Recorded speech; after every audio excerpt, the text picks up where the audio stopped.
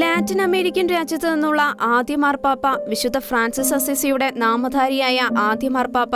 അങ്ങനെ പോകുന്നു ഫ്രാൻസിസ് മാർപ്പാപ്പയെക്കുറിച്ചുള്ള സവിശേഷതകൾ. 2023 മാർച്ച് 13 പേപ്പൽ സ്ഥാനത്തേക്ക് ഉയർത്തപ്പെട്ടതിന്റെ 10ാം വാർഷികം ആഘോഷിക്കുകയാണ് ഫ്രാൻസിസ് പാപ്പ. വിശുദ്ധ പത്രോസിന്റെ പിൻഗാമിയായിരിക്കുക എന്നത് ഒരു നിസ്സാര കാര്യമല്ലെന്ന് ഫ്രാൻസിസ് പാപ്പ പറയുന്നു. ഇറ്റാലിയൻ പത്രമായ ഫാത്തെ കൊറ്റോറ്റിനിയോയ്ക്ക് നൽകിയ അഭിമുഖത്തിലായിരുന്നു പാപ്പയുടെ പരാമർശം. എന്നാൽ 10 വർഷം പിന്നിടുന്ന സാഹചര്യത്തിൽ തന്റെ പേപ്പൽ ശുശ്രൂഷയെ വിലയിരുത്തേണ്ടത് തന്റെ ഉത്തരവാദിത്തമല്ലെന്നും അത് ദൈവകരങ്ങളിൽ നിക്ഷിപ്തമാണെന്നും പാപ്പ കൂട്ടിച്ചേർത്തു. വർഷാവർഷം കണക്കുകൾ പരിശോധിച്ച് ലാഭനഷ്ടങ്ങൾ കണക്കുകൂട്ടുന്ന ഒരു സ്ഥാപനമോ സംഘടനയോ അല്ല സഭയെന്നും മാർപ്പാപ്പ അതുപോലെ ഭരണാധികാരിയല്ലെന്നും പാപ്പ എടുത്തു പറഞ്ഞു. 3 പ്രാവശ്യം തള്ളി പറഞ്ഞിട്ടും ഉത്തിതനായ കർത്താവ് വീണ്ടും തിരഞ്ഞെടുത്ത പത്രോസിനെ പോലെയാണ് താനെന്നും എല്ലാം അവിടുത്തെ കാരുണ്യമാണെന്നും പാപ്പ കൂട്ടിച്ചേർത്തു.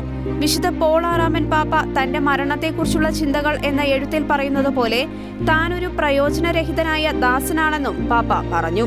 ദൈവഹിതത്തിന് കാതോർക്കുക എന്നത് എളുപ്പമല്ലെന്നും അതിനായി നാം നമ്മെ തന്നെ ദൈവത്തിന് സമർപ്പിക്കേണ്ടതുണ്ടെന്നും ലോകത്തിന് സമർപ്പിച്ചവരായി മാറരുതെന്നും പാപ്പ ആഹ്വാനം ചെയ്തു. 2005 ബെനഡിക്ട് മാർപ്പാപ്പ തന്റെ സ്ഥാനാരോഹണ ചടങ്ങിൽ പറഞ്ഞ വാക്കുകൾ എന്നും സ്മരിക്കാറുണ്ടെന്നും പാപ്പ വ്യക്തമാക്കി. തന്റെ ഔദ്യോഗിക ദൗത്യം തന്റെ ആശയങ്ങളെയോ ഇഷ്ടങ്ങളെയോ പിന്തുടരുക എന്നതല്ലെന്നും സഭയോട് ചേർന്ന് ദൈവസ്വരത്തിനും അവിടുത്തെ ഹിതത്തിനും വിട്ടുകൊടുക്കുകയാണെന്നും അതുവഴി സഭ ദൈവത്താൽ നയിക്കപ്പെടുന്നതാകുമെന്നും അന്ന് ബെനഡിക്ട് പാപ്പ പറഞ്ഞിരുന്നു. അന്നത്തെ പ്രതിസന്ധികളെ നന്നായി മറികടക്കാൻ ബെനഡിക്ട് പാപ്പയ്ക്ക് കഴിഞ്ഞുവെന്നും പാപ്പ അനുസ്മരിച്ചു.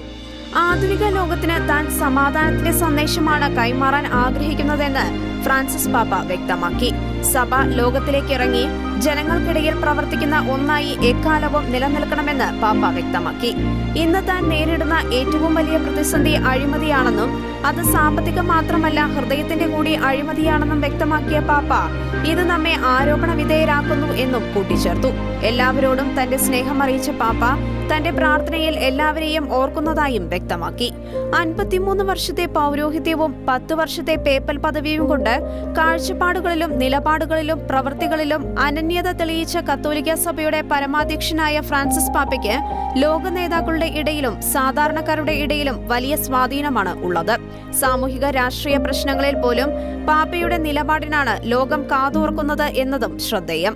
പേപ്പൽ ശുശ്രൂഷയുടെ 10 വർഷത്തിനിടെ 40 അപ്പസ്തോലിക യാത്രകൾ നടത്തുകയും സഭ അറിഞ്ഞോ അറിയാതെയോ ചെയ്തുപോയ തെറ്റുകൾക്കും തെറ്റിദ്ധാരണകൾക്കും ലോകസമക്ഷം അനുരഞ്ജനം അഭ്യർത്ഥിക്കുകയും ചെയ്തു. പേപ്പസിയുടെ 10ാം വാർഷികം ആഘോഷിക്കുമ്പോൾ പാപ്പയുടെ ആയുരാരോഗ്യത്തിനു വേണ്ടിയുള്ള പ്രാർത്ഥനയിലാണ് ലോകം. International desk, ഷെക്കന news.